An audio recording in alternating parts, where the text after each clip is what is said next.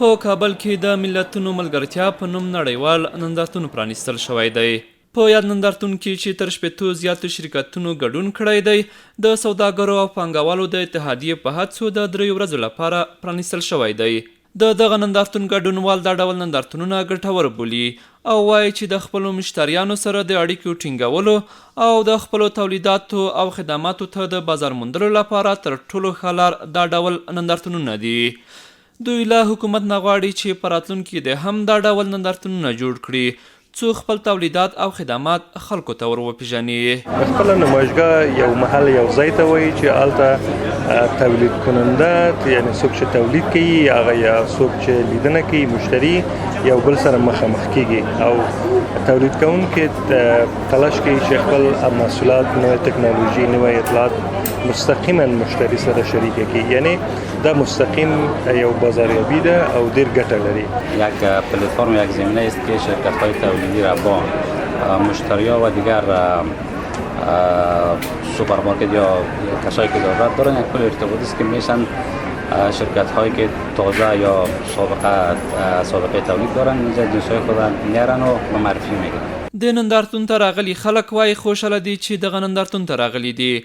افغان سوداګر او پانګوال یې له نږدې ولیدل او خپل تولیدات یې ور وپېژندل.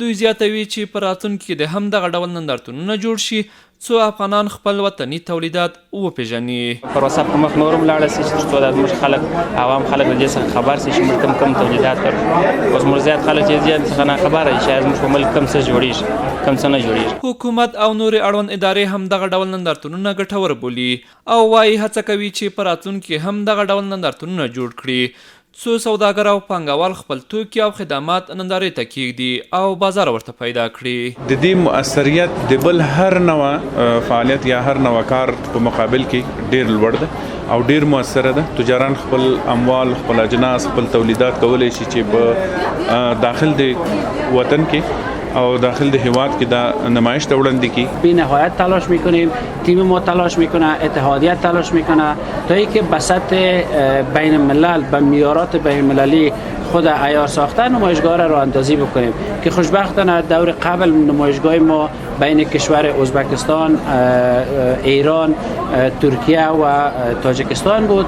فعلا هم چندین کشور در اینجا در این نمایشگاه ما سهم داره و اشتراک کرده. د یادولو ده چې په دغه نندارتون کې ډېری ښځینه او صنعتکارانو هم ګډون کړی دی او خپل تولیدات یې نندارې ته ایښي دي.